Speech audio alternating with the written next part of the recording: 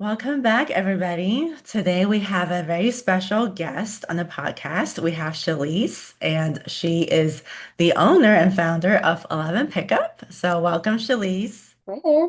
It's nice to Thanks for have having me you. on. Thank Yeah, of you. course. So, my first question is, your business name is very interesting. So, I am curious, what is the story behind 11 Pickup? All right. Well, I am an avid concert goer. I grew up going to shows and I actually grew up playing guitar a little bit too. And one thing that's always fascinated me about when I go to each show is I'm always checking out the equipment, like what's on stage, what the musicians are using. And I'm always fascinated by the idea of the pickup. So it's this little tool that's on each electrical guitar that really just goes, it amplifies the sound to like an entirely different level.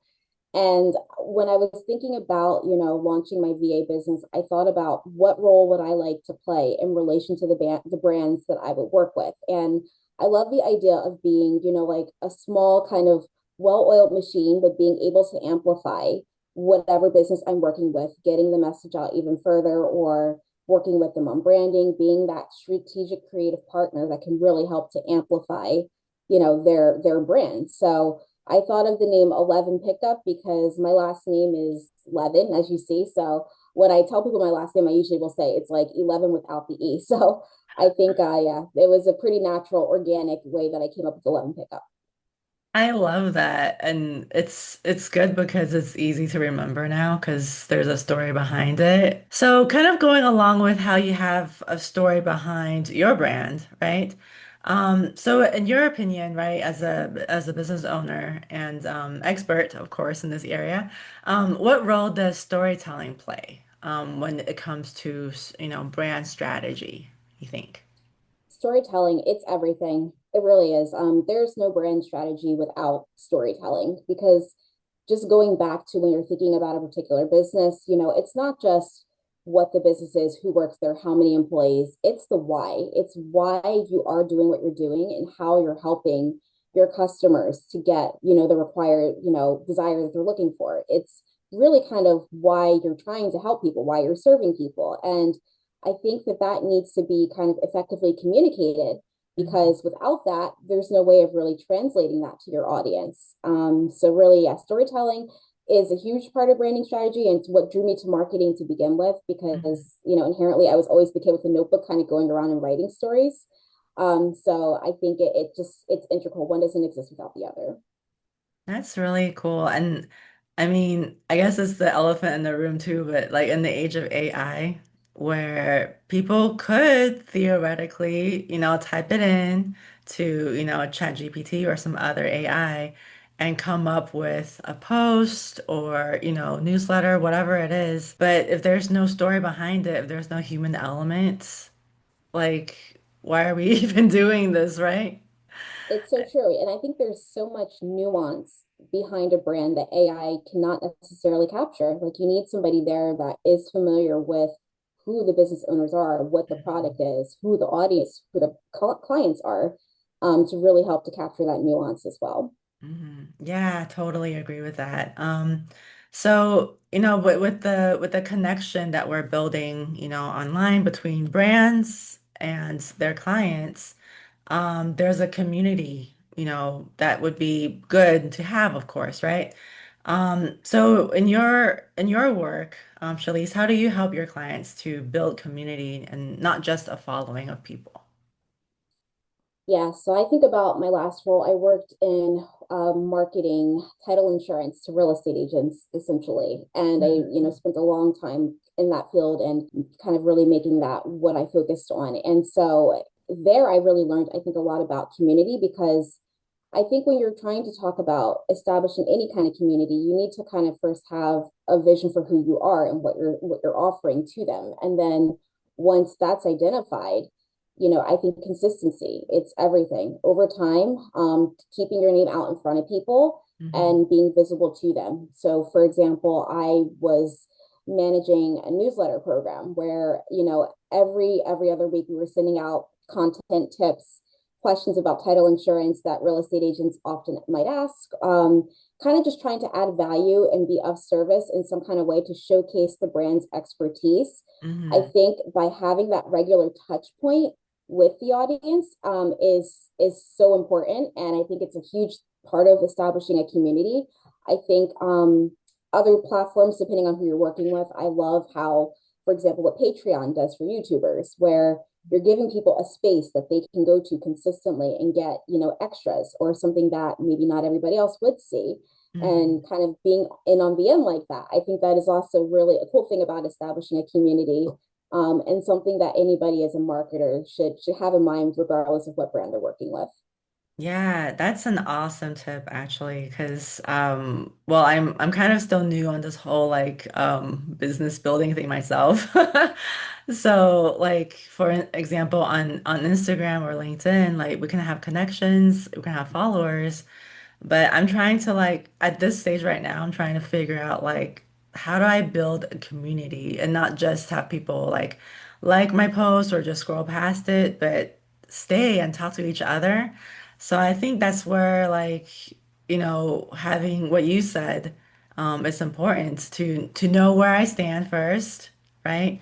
And I guess when you get a client, that's how you start, right? Kind of basically, is that your process kind of? Like when you get a client?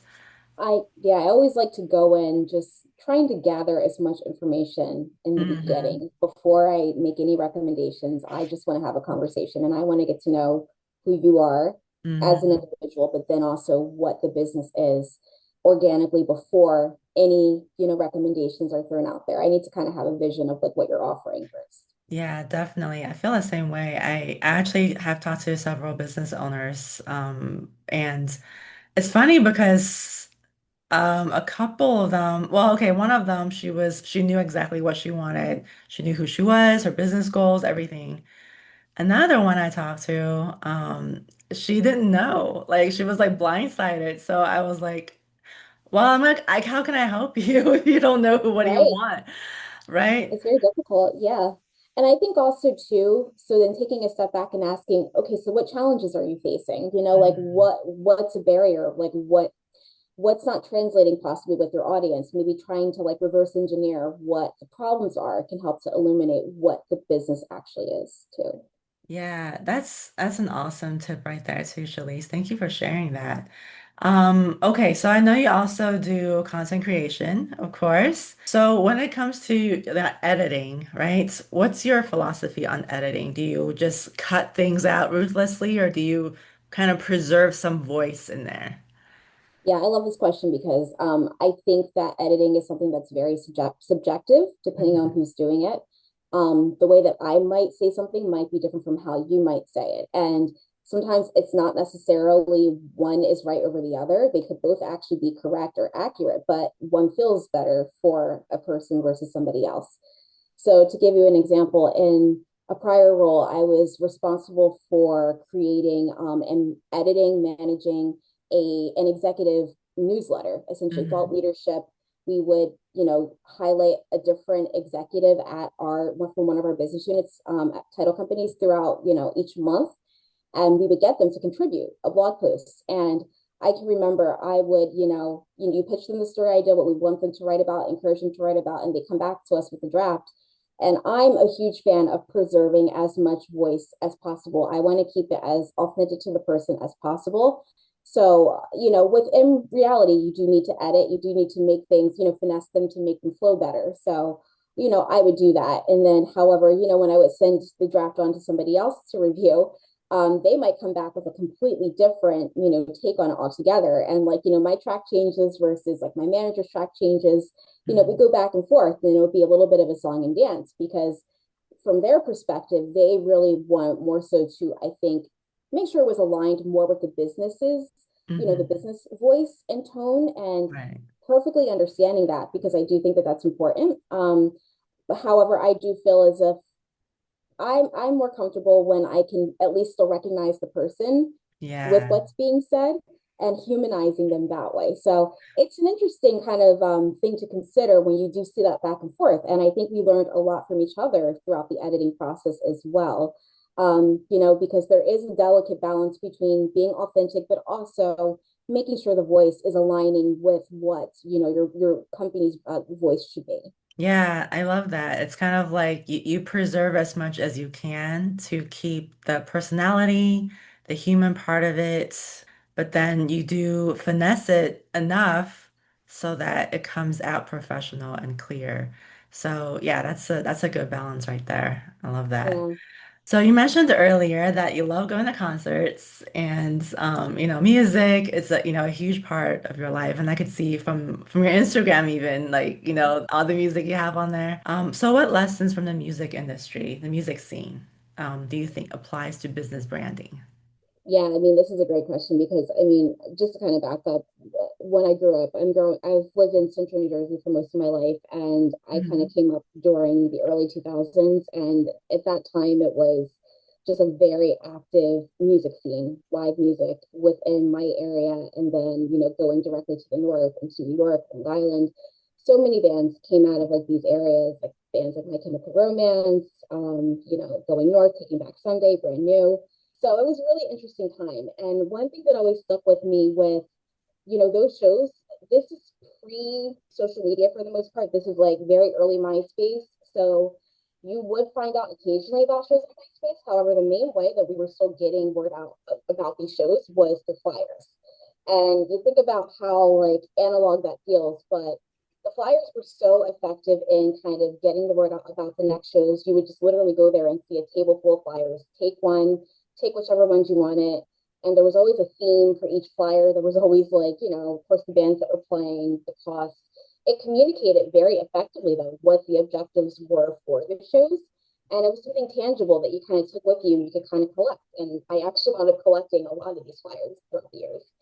So I think for me, from a branding perspective, that has always stuck with me. Like always just trying to find what your brand's voice is and like in a very simple, effective way, communicating that. Today it might not necessarily be a flyer, but it might be a social media post. It's going to be a video clip. It's going to be something, a different tactic. But really, at the end of the day, it's serving the same purpose. Right. So you mentioned the flyers because back then they didn't have Instagram or, X didn't exist that we know of. Mm-hmm, Um, and of course, AI wasn't around. So, yeah, it was a very, I don't know, would you say like a more grassroots way of getting a band out there? Like we're playing shows. And mm-hmm, of course, they had to fill the seats, right? They had to sell the tickets. That's how they make money. mm-hmm. Yeah. Um, but it just really shows like the human connection once again where like usually I think for me when I went to concerts is because my friend told me about it. Mm-hmm. Or if I'm going to a concert I'm like, hey, you want to come with me, because like I think it's funner when you're with a group of friends Right. and you can kind of have that same energy and together. I don't know about you, but I'm very passionate about like the bands I like or I don't like. Yes, Right? absolutely. Have your favorites and the ones you dislike as well. Exactly, right. And that's part of branding too, right? So a band is gonna say, this is who we are, right? This is how our music sounds, the vibe, Absolutely.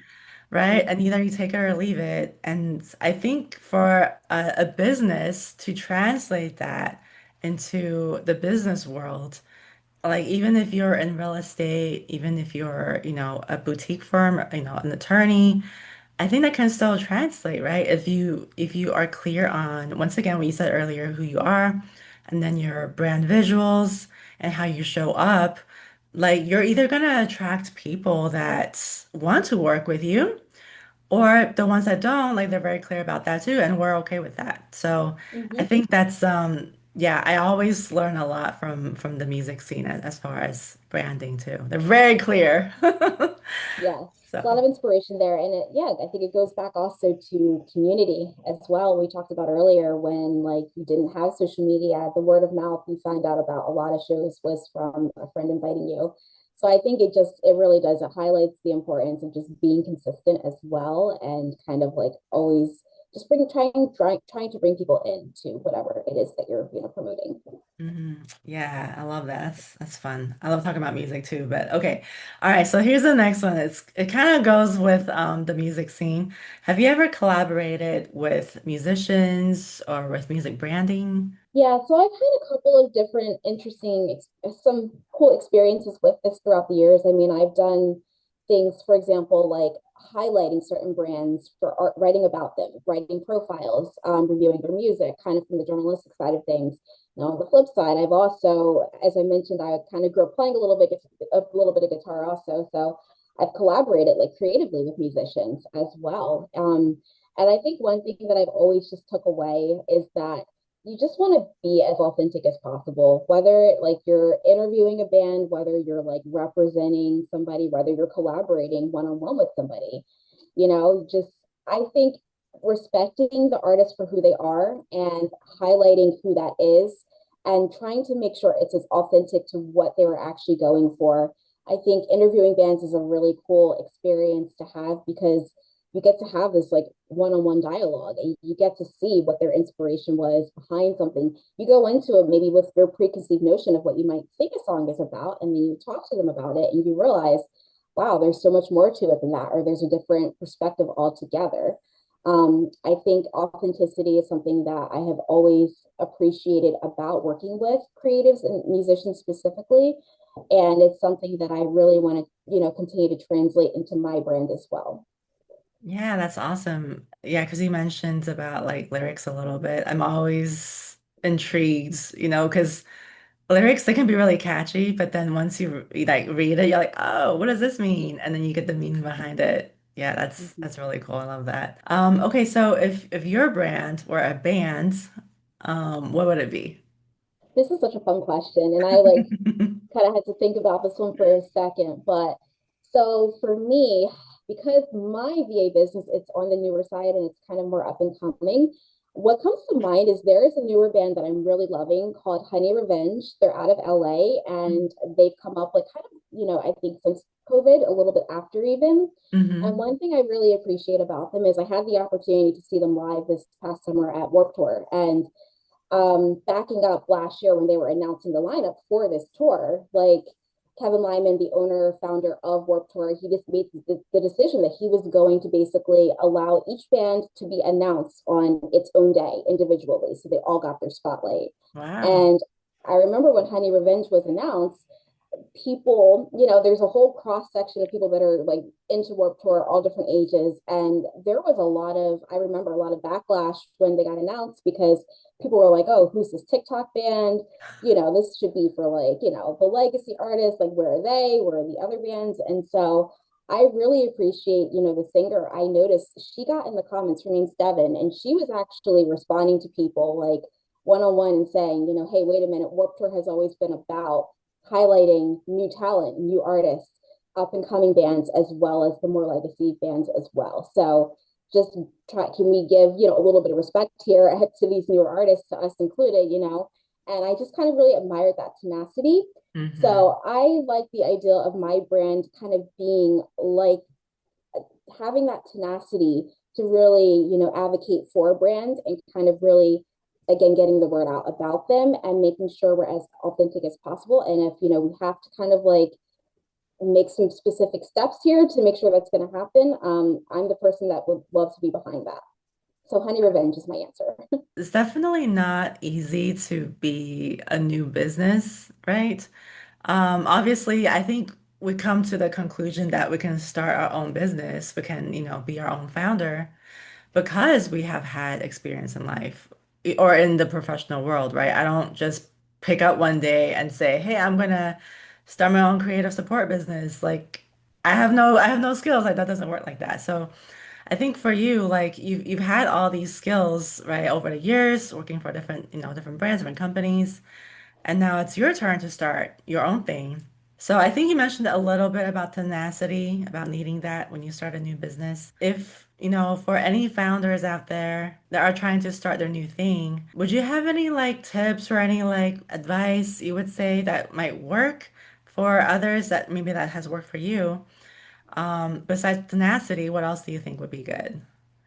I think the other thing for me, what's really been helpful, is identifying when imposter syndrome is kicking in and when you're telling Mhm. yourself like, hey, is this really going to work, and you're questioning it so much, because I think if you question things too deeply and you just hold back altogether, you're never going to see how it turns out. So I Yeah. think by just kind of like identifying whatever that voice is where you might have doubts about something and then just learning to silence it and finding whatever way you can do that. Maybe it's talking to somebody else, maybe it's getting on the phone and then talking to somebody who's more experienced or that knows more about it than you, or learning or taking a class, like Mhm. doing whatever it takes to make yourself feel like, I can do this. I know I've got this. I have these skills and I can bring this to the table.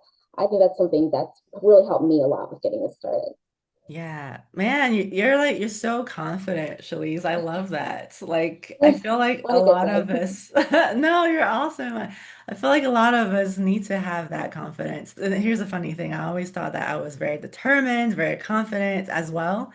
And it wasn't until I started my business earlier this year that I was like, wow, this is like testing me to my limits here. Yeah. Yeah, it's Yeah, scary.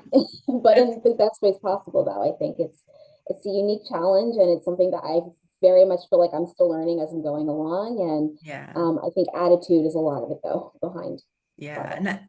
definitely. And I think for me, I'm trying to enjoy the journey, Yeah. because I don't want to just work with anybody either.